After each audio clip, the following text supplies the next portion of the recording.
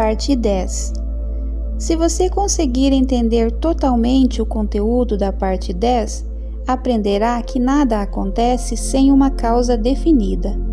Conseguirá formular seus planos de acordo com o conhecimento exato. Saberá como controlar qualquer situação colocando as causas adequadas em jogo. Quando você vencer, porque você vencerá, saberá exatamente o motivo. O homem comum, que não tem o conhecimento definido de causa e efeito, é guiado por seus sentimentos ou emoções. Ele pensa principalmente em justificar suas ações. Se fracassar como empreendedor, dirá que não teve sorte. Se não gostar de música, dirá que esse é um gosto caro. Se for um funcionário infeliz em um escritório, dirá que se daria melhor em algum trabalho ao ar livre. Se não tiver amigos, dirá que sua personalidade é refinada demais para ser apreciada. Ele nunca pensa no problema até o fim. Em suma, ele não sabe que todo efeito é resultado de uma causa definida e busca se consolar com explicações e desculpas. Ele só consegue pensar em autodefesa. Por outro lado, aquele que sabe que não existe efeito sem causa definida, pensa de forma impessoal. Esse indivíduo chega até a raiz dos fatos, independentemente das consequências. Ele é livre para seguir o rastro da verdade, independentemente de onde isso o levará. Ele enxerga a questão com clareza até o fim e atende às exigências de vida e totalmente. E o resultado é que o mundo lhe dá tudo o que tem para dar, na forma de amizade, honra, amor e aprovação. 1. A abundância é uma lei natural do universo. As evidências dessa lei são conclusivas. Nós a vemos em tudo. A natureza é abundante, generosa, extravagante em toda parte. Não se vê economia em nada criado pela natureza. A profusão se manifesta em todas as coisas. Os milhões e milhões de árvores e flores e plantas e animais e o vasto esquema de reprodução pelo qual o processo de criação e recriação continua eternamente, tudo indica a abundância de recursos que a natureza oferece aos seres humanos. Que há abundância para todos é evidente, mas que alguns não conseguem participar dessa fartura também está claro. Essas pessoas ainda não compreenderam a universalidade de toda substância e que a mente é o princípio ativo pelo qual nos conectamos com as coisas que desejamos. 2. Toda prosperidade é resultado do poder. Posses só têm valor se conferirem poder. Acontecimentos só são importantes se afetarem o poder. Todas as coisas representam certas formas e níveis de poder. 3. Conhecer causa e efeito, como demonstrado pelas leis que regem a eletricidade, a afinidade química e a gravidade, permite ao indivíduo planejar com ousadia e executar sem medo. Essas leis são chamadas leis naturais, porque regem o mundo físico, mas nem todo poder é físico. Também existe o poder mental, bem como o poder moral e o poder espiritual. 4. O poder espiritual é superior porque existe em um plano mais elevado. Ele permite ao indivíduo descobrir a lei que possibilita que essas forças poderosas da natureza sejam aproveitadas para fazer o trabalho de centenas e milhares de pessoas. Ele permite ao indivíduo descobrir leis que possibilitem a eliminação do tempo e do espaço, e a lei de gravidade, que possibilita a superação. A operação dessa lei depende do contato espiritual, como bem diz Henry Drummond. 5.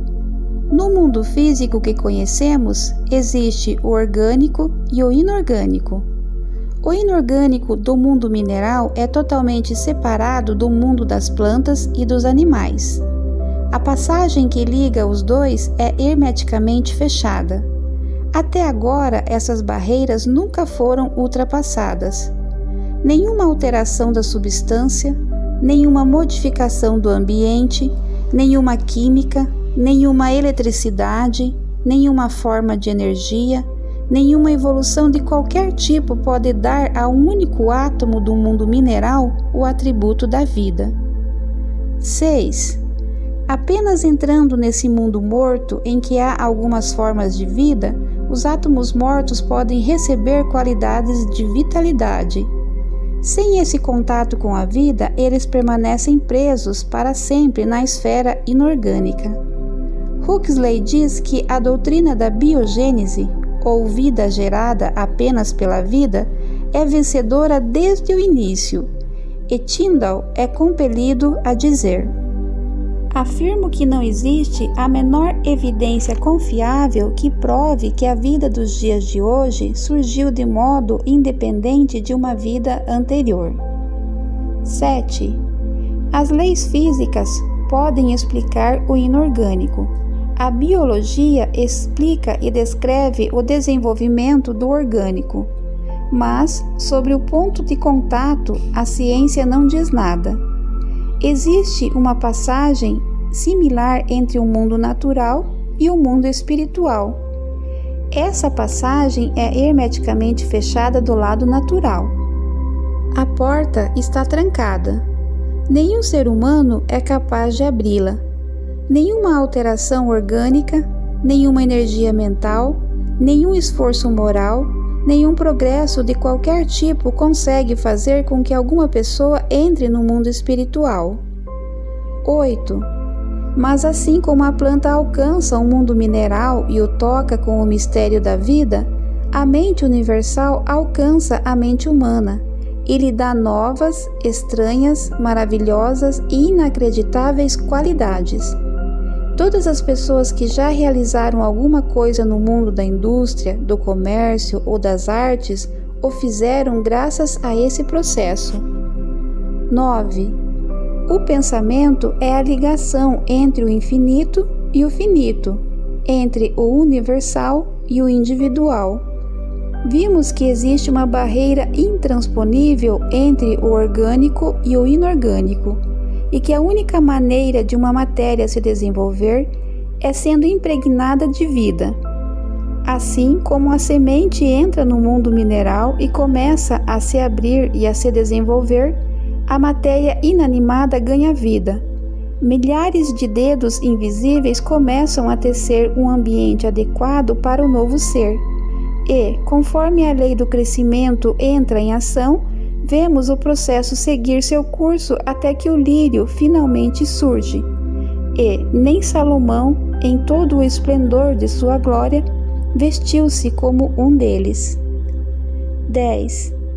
Ainda assim, um pensamento é lançado na substância invisível da mente universal, a substância da qual todas as coisas se originam, e cria raízes, e a lei do crescimento começa a entrar em ação, e vemos que as condições e o ambiente não passam da forma objetiva do nosso pensamento. 11. A lei é que o pensamento é uma forma vital ativa de energia dinâmica, que tem poder para se conectar com o seu objeto e trazê-lo da substância invisível, onde todas as coisas são criadas, para um mundo visível ou objetivo. É segundo essa lei e através dela que todas as coisas se manifestam. Ela é a chave mestra que lhe permite entrar no lugar secreto do mais elevado e lhe dá o domínio de todas as coisas. Ao compreender essa lei, tudo que planejares realizar dará certo. 12. Não poderia ser de outro modo. Se a alma do universo como o conhecemos é o espírito universal, então o universo é simplesmente a condição que o Espírito Universal criou para si. Somos apenas espíritos individualizados e estamos criando as condições para o nosso crescimento, exatamente da mesma maneira. 13. Esse poder criativo depende de reconhecermos o potencial poder do espírito ou da mente, e não devemos confundi-lo com evolução. Criação é trazer à existência o que não existe no mundo objetivo. Evolução é apenas o desenvolvimento das potencialidades envolvidas em coisas que já existem. 14. Ao usarmos as maravilhosas possibilidades que se abrem diante de nós por meio da operação dessa lei, devemos nos lembrar de que nós mesmos não contribuímos com nada para a eficácia dessa lei. Como disse o grande mestre, não sou eu que realizo as obras, e sim o Pai que habita em mim. Ele realiza as obras. Devemos assumir exatamente a mesma postura. Não há nada que possamos fazer para ajudar na manifestação. Devemos apenas cumprir a lei, e a mente que tudo origina gerará o resultado. 15. O grande erro dos dias atuais é a ideia de que o ser humano deve gerar a inteligência que permitirá ao infinito produzir um resultado ou propósito específico. Nada disso é necessário. A mente universal é capaz de encontrar maneiras e meios para realizar toda a manifestação necessária. No entanto, devemos criar o ideal, e esse ideal deve ser perfeito. 16. Sabemos que as leis que regem a eletricidade foram formuladas de modo que esse poder invisível possa ser controlado e usado para o nosso benefício e conforto de milhares de jeitos diferentes. Sabemos que as mensagens são levadas pelo mundo todo, que equipamentos pesados realizam a tarefa, que esses equipamentos atualmente iluminam praticamente o mundo todo, mas também sabemos que, se conscientemente ou sem a intenção violarmos essa lei e tocarmos um fio energizado que não estiver devidamente isolado, o resultado será desagradável e possivelmente desastroso. A falta de conhecimento das leis que regem o mundo invisível tem o mesmo resultado, e muitos sofrem as consequências o tempo todo. 17. Foi explicado que a lei de causalidade depende da polaridade que um circuito deve ser formado. Esse circuito não pode se formar se não agirmos em harmonia com a lei. E como agimos em harmonia com a lei se não sabemos que lei é essa? Como conhecemos essa lei? Por meio de estudo e observação. 18. Vemos a lei em ação em todo lugar. Toda a natureza atesta a operação da lei expressando-se de modo silencioso e constante na lei do crescimento. Onde há crescimento, deve haver vida. Onde há vida, deve haver harmonia, para que tudo que possui vida esteja constantemente atraindo para si as condições e os nutrientes necessários para sua mais ampla expressão. 19. Se o seu pensamento estiver em harmonia com o criativo princípio da natureza, estará em sintonia com a mente infinita, e isso formará o circuito, e o pensamento não voltará vazio a você. Mas é possível que você tenha pensamentos que não estejam em sintonia com o infinito, e, quando não há polaridade, o circuito não é formado. Qual é o resultado então? Qual o resultado quando um dínamo está gerando eletricidade e o circuito é interrompido e não há saída de energia? O dínamo para. 20. Exatamente a mesma coisa acontecerá com você se tiver pensamentos que não estão em sintonia com o infinito, e que, portanto, não podem ser polarizados. Não há circuito, você fica isolado, os pensamentos ficam presos a você e o torturam e preocupam e, por fim, geram doença e possivelmente morte. O médico não consegue fazer um diagnóstico preciso do caso e talvez ele dê à condição algum nome chique criado para várias doenças, que são o resultado de pensamento errado, mas ainda assim a causa é a mesma. 21.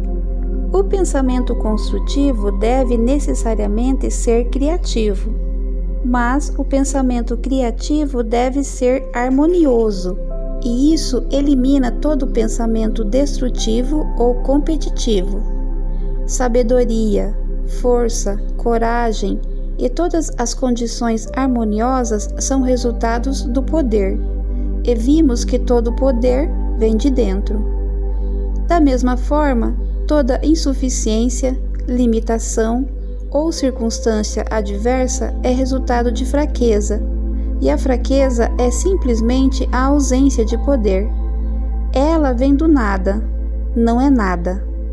O remédio é simplesmente desenvolver poder, e isso é feito exatamente da mesma maneira que todo poder é desenvolvido, isto é, por meio de exercícios.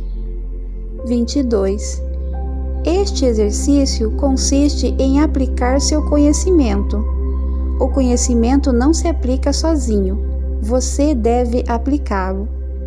A fartura não cairá do céu direto no seu colo, mas o uso consciente da lei da atração e a intenção de colocá-la em ação para um propósito certo, definido e específico, bem como a vontade de realizar esse propósito, gerarão a materialização do seu desenho por meio de uma lei natural de transferência.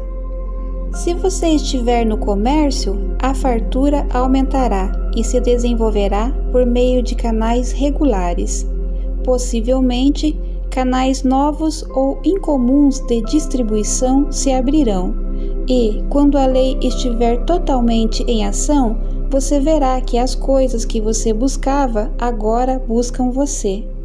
23. Esta semana, escolha um espaço em branco na parede, ou qualquer outro espaço conveniente, no ambiente em que se senta sempre.